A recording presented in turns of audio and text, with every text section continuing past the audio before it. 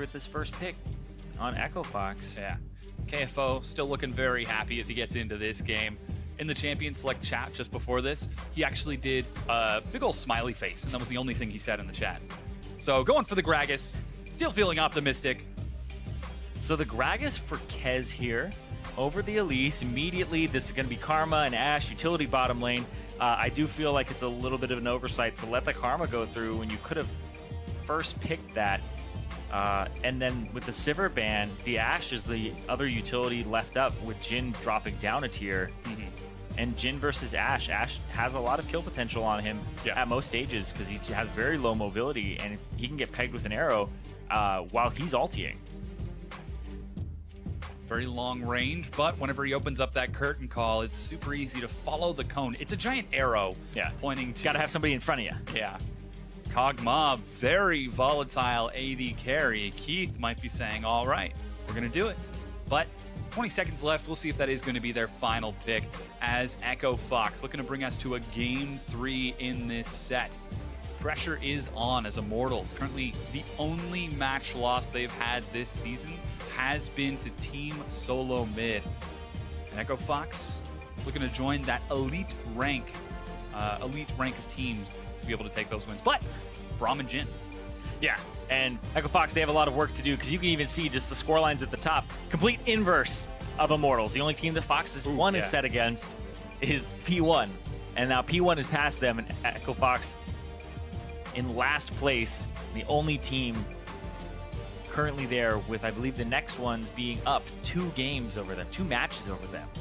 Yeah. What better place to start than Immortals? Yeah. TSM next? Easy peasy. Just knock them all out. I mean, that's what they would have to do if they want to climb the standings. Like, realistically, Fox needs a boost here, and they need a miracle. Meanwhile, Immortals, they've already got theirs. Looks like Huni taking that Gnar once again, and Nidalee locked in for Reingover, looking for a bit more of a carry performance this time around. It's funny because whenever I see Nidalee for Reingover, I'm like, oh yeah, he's just going to go off and carry. But Reingover's Nidalee is a mixture of a heavy farmer where he just rotates, he takes all your minions, all your camps, and he just counter jungles, and then he's a heal bot when they're sieging. Like their Soraka plus Nidalee composition is a comp that they were always running where it's like, oh, heal. You heal him, I'll heal you, Soraka, don't worry about it. And they just keep going round and round. The health battery. Your healer had a healer. And then give blue buff to Nidalee for even more sustain, but pretty much. Echo Fox now have to deal with some very long-range harass and boomerangs, arrows, and spears. Seems like they are going to counterpick away that Malzahar for Froggen and Aurelia locked in again for KFO. Yeah, I thought the Malzahar would go in place of the Gnar and that you'd be okay with blind picking it into Froggen unless Pobelter knows a counter here, because otherwise you would have saved your top lane pick and then ending up putting that Gnar as your last pick or whatever you would have had in that top side, which I thought was going to happen, mostly because of the fact that they left the Jax up. Yeah. Jack's still available, but isn't picked. I mean, that could be Karma mid lane. They could go for that health battery composition. Still capable of flexing it around, but we'll see what that final pick is going to be, as Immortals have still got 20 seconds to play around Echo Fox's composition. Lots of AoE stacking. If they can find a pick, they can stack some crowd control. I think it's that. But Talia locked in for Pobelter. Yep, Talia once again for Pobelter. This will be one of the games where he comes in, we interview him, and he goes, 9 games this time, not 7.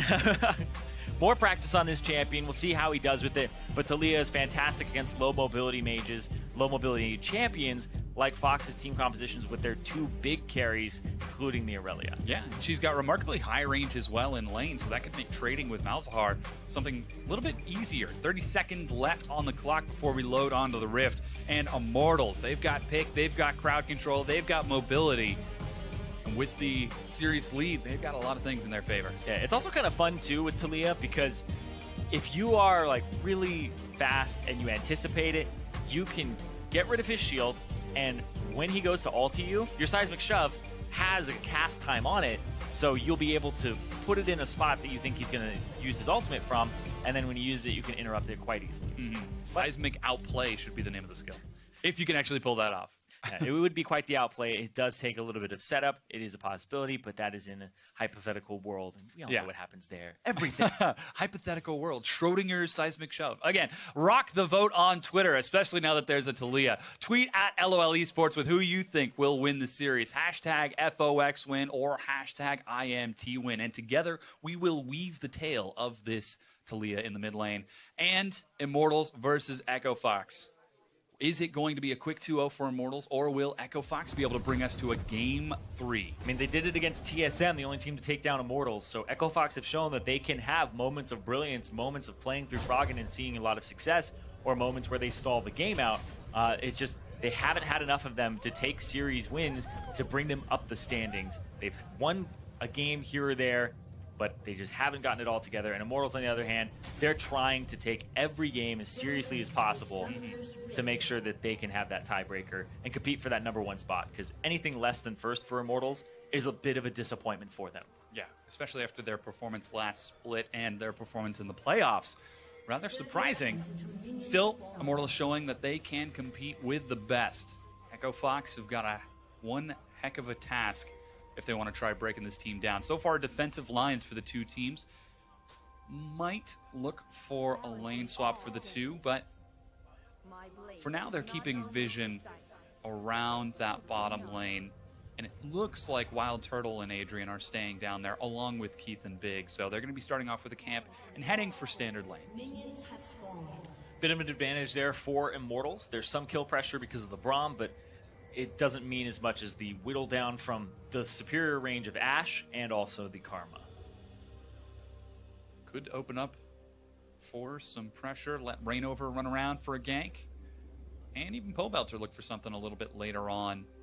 So we are going to see those standard lanes in that bottom side of the map. And we saw how effective Wildturtle and Adrian were in game #1 in that duo. We'll have to see if they can have a similar performance here in game #2. As Pobelter, he already missed 2 minions.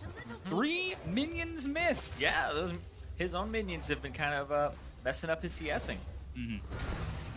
Scumbag minions. Ooh, Froggen missed that one. Oh, but he gets the other one. All right, so luckily, neither old mid laner is doing too great. Ooh, threading the needle. Wildturtle's doing a lot of damage to Keith. Snare, flash, heal, exhaust. Wildturtle is stunned. Adrian gets first blood. And this is why this lane is just so powerful. The utility, sure, but they have a lot of damage, and this support cannot be taken lightly, especially with having the access to 2 abilities early. Very aggressive play from Immortals, and Keith is going to be coming into this lane at a huge deficit after giving up that first blood. And that's huge for them, because an Ashe that has been turned online, it's just so hard to deal with, especially with this team comp that has lots of ways to protect her, give her movement speed with the Karma, and then also the heals. So Immortals having this front line eventually with Huni was going to be a big problem with reaching Wildturtle. See if he can actually try and snowball this, but this fight is really strange. Big breaking the line, Big can't get through. He's like, okay, well, I guess I'll heal. It's like, oh, they were serious of actually fighting. And Keith flashes, doesn't go for the minions to the side because he thinks he'll just get auto-attacked down from there. May have actually been the safer way to go. Very early laning advantage for Immortals. 3 minutes in, 800 gold lead with that kill, and minor CS advantage in the mid lane and now the bottom lane. But Kez looking to gank that mid lane, spotted out by an early ward. Yeah, this is where you would go for it. Slash body slam. Body slam. Pobelter in the front. He's still going to take a lot of damage. Oh my gosh, he pulls Kez back in, trying to get the kill, and Reingover follows up. Yep. Just counterplay there. You said he was spotted by the ward, so they were setting that one up. Reingover full confidence, and Pobelter brought the heal to the lane. So able to give themselves a little bit extra movement speed and a little boost in that healing. Yeah, now Reingover in typical Reingover fashion. While the jungler's dead, or even on the other side of the map, invades the jungle to deny even more. Reingover will head up towards KFO. Huni's close to Mega Arm, but that's going to be a very difficult dive. Yeah. KFO is able to juke around. Decides not to go for it because as soon as he went through the bush, he was like, oh, this is boarded, because KFO started doing the Aurelia dance. He just dance with every minion, change partners, keep going through. The Aurelia Tango. Yeah, there you go. Ooh, dashes into that one. That's not a good dance partner. Surprisingly, the suit does not make Gnar dance better. You'd imagine with a monocle he can dance fine, but... That would be actually kind of interesting because you'd have a different... half your vision would be like closer up. To, hey, go to like put your arm around their back and you're just like poke them in the eye. Oh God, no depth perception. I'm talking from experience, by the way. Many an eye has been poked. All right, 5 minutes in, Immortals are up 1,500 gold over the course of this laning phase. Advantage bottom lane, advantage mid lane, and Huni's able to make it out of this laning phase without suffering too much pressure from KFO. And now they're just going to go to the other side of the map. And you said Huni made it out of the laning phase. Well, he's going to have to go to the lane swap phase now. 5 minutes in. Suddenly lane swap. Late swap. Yep. Oh, man. It was not intentional. There was some facepalm on head there. That was not intentional. Facepalm, yeah. At all. But Echo Fox are going to try to rush it down. Huni catching what CS he can, as it's not a very big wave. Yeah, he's going to stick around too and try to thin them out as much as possible. He may TP down to the bottom side for the turret money. We'll see, but I feel like the big reason that people dive early on is because the top laner is just so Pobelter's level 6. behind. That would be so cool. Well, they know Keith doesn't have flash. The Weaver's Wall with the enchanted crystal arrow. It still doesn't matter. They've moved up to the top side, and that stops them from getting the top turret when they get the bottom turret. So Immortals just outplay the play that Fox went for. And like I was saying, the reason that top laners get dove is because they're level 1 when everybody else is level 3. Huni's level 6, so he has answers. Ooh. Loses the ability to use his ultimate, though, as he loses that Mega Gnar. Yeah, but shifting out of the Mega Gnar actually gives him a hyper proc, so he moves faster as soon as he transforms. Yeah. Still able to escape and is totally fine with that. However, Immortals will match the swap of Echo Fox and send their duo to that top side of the map. Huni going to have to catch up with KFO in the bottom. KFO completes his phage, and Huni completes what? A lot of things. Nothing. He gets the components. Yeah, I feel like he went into the shop and was like, I'll take one of those and one of those, and I'll take 2 of these. How much do you have, sir? 25 cents. Yeah. We can give you the components. Reingover playing hide and seek in Echo Fox's jungle. They're contesting the blue buff, though, yeah. And all it has to do is switch once, and then it changes. And Kez doesn't have mana. He doesn't have flash either. Oh my gosh, Wildturtle from downtown. Whoa, why not? From Big, they're chasing on the Pobelter. He flashes as well. Froggen chases. Weaver is going to do some damage here. Big is going to eat a lot of it. Pobelter will be chased down, and KFO secures the kill. He thought he'd get a reset there, but he didn't actually get a reset from jumping in. And whoa, he's on the Huni backside with his ultimate. He's got the slam, and it is huge. Picks up one as Keith is picked off by Immortals, and Echo Fox are on the wrong side of this. KFO gets his blue buff, but Immortals are going to chase this down. There's quite the kerfuffle over the blue buff here. Oh, there certainly is. Reingover catches up to KFO. Slow from Wildturtle. KFO does not stand a chance. And Immortals taking the unofficial ace again, 8 minutes in. So early on, they just decide to fight. Whoa. Kez is back, but yeah, maybe he that's used the his best flash to get idea. He's going to take a lot of damage. Oh my god, who's going to get it? You got to get the kill. Oh, Huni, he's looking for the boomerang and gets it. 8-1 Immortals. And they always come back. The boomerang, and apparently the Gragas to his death. Kez, 3 deaths, 8 minutes in, and now Immortals have the mid turret down. Oh my goodness. Like, Reingover is playing out of his mind as well as Wildturtle, and Adrian, give him some credit. Yeah. Because he got that first blood, large part of that, and oop, hey! Huni finds Big. The Weaver's Wall comes down, and Pobelter joins into the fight. Keith and Big are on the wrong side of this, but so is Reingover. A lot of damage gets tossed onto Reingover heal, but they manage to kill off Big and then kite around the wall as Echo Fox cannot make up their mind. Keith is the target for Huni. He does get Mega Impact and continues to chase it out. KFO will dash onto Reingover, trying to chase him. Gets knocked away. Seismic shove him away from that carry. Did that even have a reticle that looked like it would? I couldn't see it. It was like right on the turret or something in the bottom corner. Oh, wow. Ends up picking him up, and Immortals, I mean, that fight never really stopped. Yeah. Huni runs to the bottom side from the... Oh, my God. Where are we? We're going back to the beginning. We're like 3 minutes back. Yeah. We've got to go back further. Calm down, Doc Brown. And now, Pobelter. I feel like KFO thinks he's going to kill him here. Flashes in. Does he hit the blue? I'm not sure what he hits there because it didn't look like he actually did damage to Pobelter there. But he didn't get the reset. Huni with the shove to the right side to make them flash over the wall. Even though he doesn't stun everybody, he still pushes them away from their exit route. And Adrian gets a heal from Reingover. Doesn't go down from the Male Visions. And then KFO sure takes the blue buff on the way out, but they really wanted this. Yeah, continuing to chase it out. Immortals showing that teamwork off in very convincing fashion. Now fast forward to the next one. Yeah, I know. Let's go! All right, we don't get to see Kez go down, but it's 4-0-2 on the AD carry. Huni's left all alone in the bottom. Suppressed, gets the slam into the wall. Oh my God, Froggen's taking aggro. He's trying to get the kills, but Froggen will escape with his life. Here comes an Ash Arrow from downtown. Froggen! Oh boy. And Tier 2 though. Echo Fox trading a lot for that one kill. 2 turrets.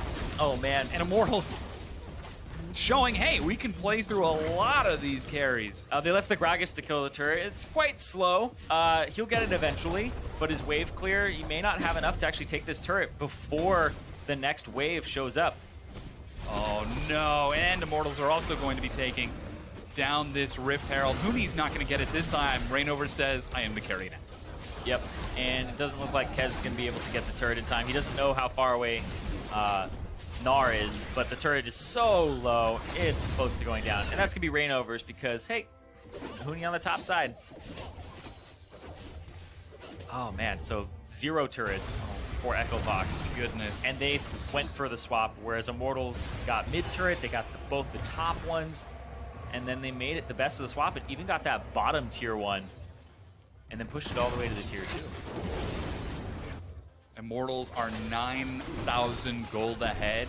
12 minutes in, securing turret after turret. 4 turrets to 0. Now they're going to be taking the Cloud Drake. They just got the Rift Herald. Immortals are running this game over Echo Fox right now. You know when we do those gold at 15? Gold Oh my God. 15? This is going to skew all the numbers. For Immortals. Echo Fox will finally be able to take that top tier 1, but Immortals are already on the opposite side of the map, showing off that macro play, saying, all right, you want 1 turret?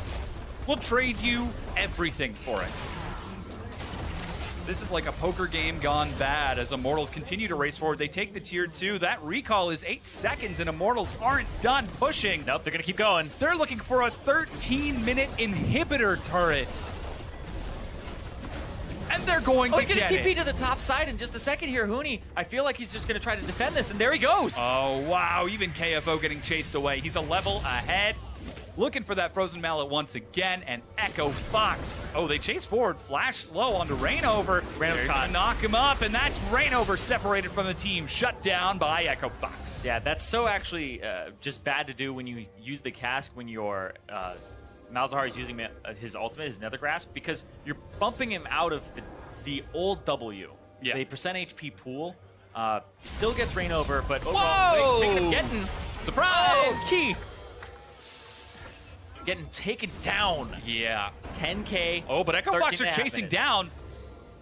Immortals, 4 summoner spells. They're going to try to look for the outplay here. Wildturtle, he's recalling. Oh, big!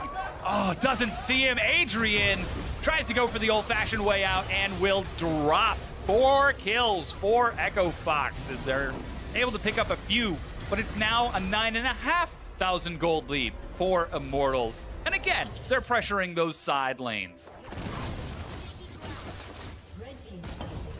And now Pobelter just shoving up the mid lane too, and you said they're pressuring the side lanes. Yeah, they're going to try to counter here. Look at that bottom side. 2-on-2. Chase down. Here comes Pobelter roaming. Reaver's wall is ready. He's going to try to get KFO. Oh, boy. And Kez, we're going to see here. Here he comes. There goes Riding the wall. in. There's actually a way out, but they managed to get the kill on KFO, Oh, and Pobelter. that is solo kill. Perfect combo there from Talia. Pobelter on top of his game. Immortals. I think Immortals are on top of this game. You think? 15 minutes in, they are running away with it. They are wrecking them. Right here, it's just the rotation. 100% comes through. E, W, that is very fast. That is super hard to pull off in the current state of Talia. Immortals continue to chase down mid lane, however, grouped as 5. They're going to start trying to get some damage, and whoa, a huge fight breaks out. Big hops forward, and Immortals are diving. Double kill for Pobelter as Huni dives forward, looking for even more. He's still alive, but he finally goes down to Echo Fox. 4 kills for 1. Echo Fox have 20 seconds on KFO. They have 10-second timers here. There's an open inhibitor bot lane, and they still don't want it because they want the structures, they want the extra gold, and then they're going to get the inhibitor afterwards. But no, they don't have time. They're going to walk out. It's 15 minutes in. The enemies don't have home guard, so Oh my gosh. they want to clean up the the jungle on the way out. Reset, come back in, get both turrets off of a fight instead of being greedy for it. Shoves both Keith and Kez in over his unraveled earth. Pobelter. Oh my gosh. If he can do that with 9 games on a champion, that just shows the skill that this guy is playing at. 16 minutes into the game, Immortals are 13,500 gold ahead. Running away with this. Kills on kills on kills. And Echo Fox, 2 inhibitors down, forced to defend inside of their base before even getting that home guard. I guess they do have one little bit of solace. That next Drake is another Cloud Drake. So they've got that. I guess so. KFO giving us an old dance. Just hanging out in that bottom lane. Oh my god, it's 13,000 gold ahead at 16.5 minutes. Monstrous.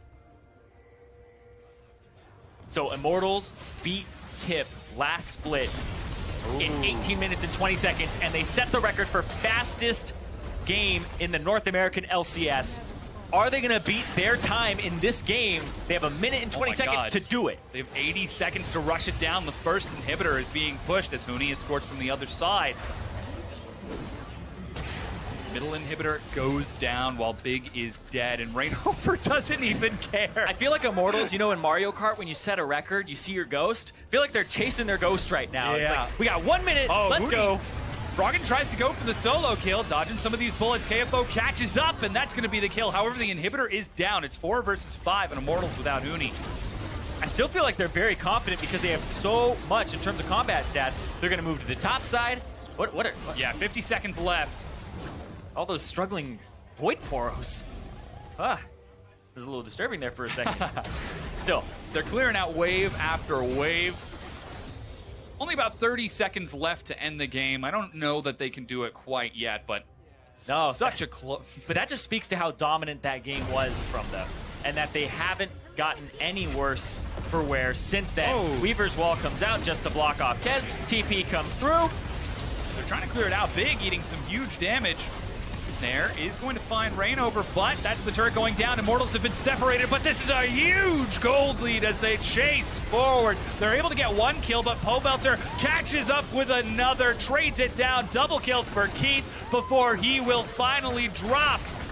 They're not able to break the record, but they are darn close as Immortals are pushing onto the Nexus 18.5 minutes in. Yeah, and look at those death timers. 10 seconds. They're going to go straight for the Nexus turrets. They're going to try to go to the win here and set a second fastest game of the North American LCS. Goodness. There goes another knockup, but Spell Shield blocks it. Doesn't matter, though. Immortals. They're trying to hit the Nexus. They need a couple more hits. Pobelter's trying to keep it up. Big is blocking. Big is blocking. Oh my god, it's still alive! Big puts up the Unbreakable and stops the Nexus from going down. 200 HP on it after it's recovered a whole boatload. And they can't do it. Sub 20 minutes, it's not gonna happen. Echo Fox say no, not like this. Not like this. Keith forced to use the curtain call to start clearing out minions. Double super minions pre-20 minutes. Here's that save again. Yeah, it looks like he's going for Froggen just to get... yeah, Pobelter's not autoing. It's his fault. It's all Pobelter's fault. He's the one. But how many times have Echo Box defended a Nexus and then they've come back from it? It's happened before. Big is like, I put up the shield, I did it. Why is this happening? Pre-20 minutes. Is this real life? Or is this just fantasy, man? I don't know. Echo Fox are caught in a landslide. Yeah, man. But they really want to escape from this reality. Oh, But open man. your eyes, man. The game's still going on. All right, that's the end of that. Immortals are chasing forward. Mama. Immortals are killing this, man. They are. They are absolutely dominating Fox right now. They're looking to go for the jugular. All you have to do is start a fight. I mean, Pobelter could probably just Weaver's Wall past everybody. If they don't hit him, he could just end the game. Oh my God, he could They're race looking in. for ways to end it, and they want to go through Arrow on Fox. to KO Fox. They're looking for the kills. There is not a chance as KFO is going to go down. The cleanup from Immortals. There's the kill and the 2-0 victory. 20 minutes, an entire series in less than an hour of game time. And Immortals say, we are not joking around. We want to fight TSM. 2-0s. Oh, man.